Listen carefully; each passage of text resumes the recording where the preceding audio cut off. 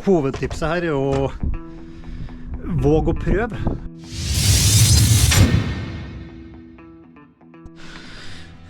Ok, fortsatt i gang med Transalpen.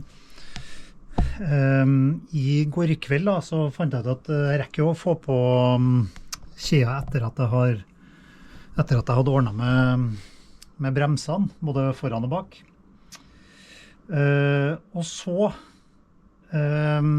oppdaget jeg at det er sånn klinkeledd og ikke vanlig sånn kjedelås som jeg trodde det var, og dårlig selvsagt i bestilling. Så derfor så tenkte jeg at det er jo noe som alle motorsyklister er skeptisk til å drive med klinking, men jeg bare kjøpte et verktøy, og så tenker jeg prøve det. Og jeg tror jo at det skal gå an for alle å få det. Ok, så sånn så setter jeg ut når jeg pakker det opp. Med instruksjon. Riveting har jeg skjønt at det er da å installere eller å klinke.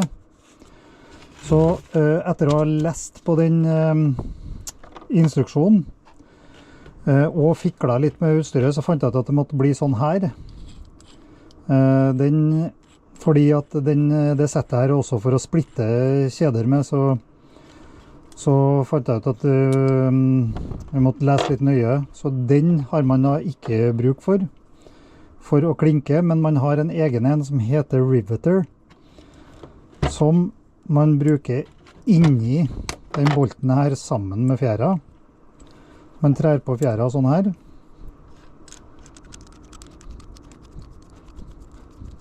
Legg fjæra, rettelse, det klinkeverktøyet inni der. Og så er det jo å velge den riktige av dem som heter anvil, altså bolter, eller hva det er, ja. Da valgte jeg den her som da åpenbart ligger bare mot selve hodet på pluggen på baksida. Og så skrur man av dette. Det som da er ideen er at du skal sprenge ut de her, sånn at de låser av kjedeklakken der da. Så får vi se om jeg får det til. Amatørenes aften fortsetter.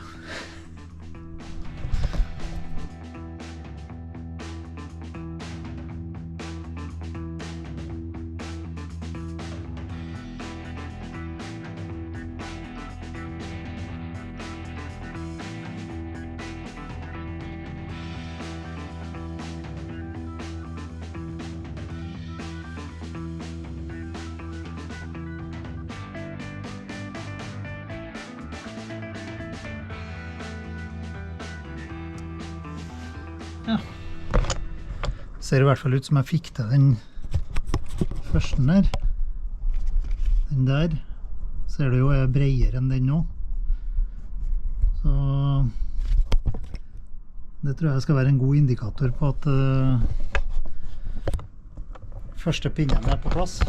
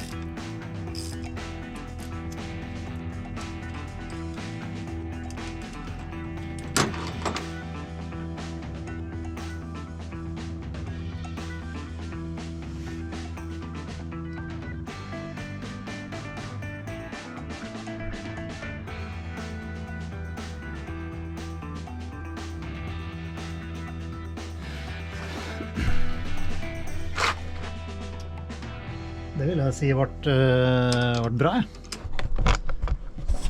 Skal vi se her.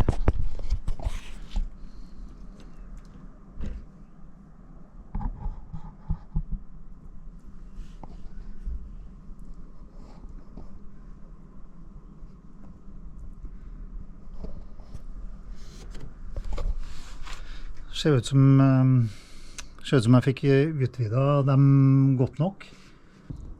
Skrur man av dette, og det fant jeg ut nå egentlig, kunne nesten skru det bare finger-tight,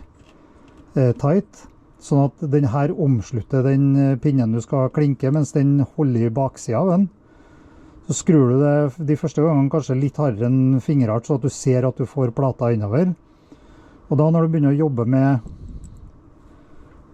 den her, så kommer da den her bolten ut.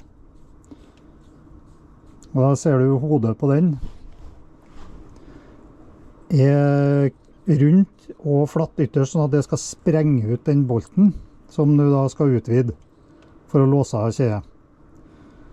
Og da krevdes det ganske mye kraft på den, så jeg bytta jo da fra å bruke den pinnen som er med til et 14 mm fastjern egentlig, eller 14 mm med skralle da, for lett å på en måte flytte den. Men bare så at jeg hadde litt mer kraft ganger arm, for å si det sånn, så var det litt å ta i. Og da klarte jeg ganske kjapt å utvide den første pinnen, og den neste gikk egentlig ganske greit det også. Så der har du verktøyet. Det er egentlig ganske snasent. Ikke noe sponsing her, men fortell om ting som funker da, sånn som det ser ut nå. Kjøpt på T. Hansen for ca. 1000 kroner. Så hvis det virker så bra som det ser ut til noe ved første øyekast, så er det absolutt verdt det. Jeg har aldri gjort dette før, og ok, det verste som kan skje er jo selvsagt at kjedet ryker av, men sånn som det ser ut nå, jeg kommer jo til å teste det.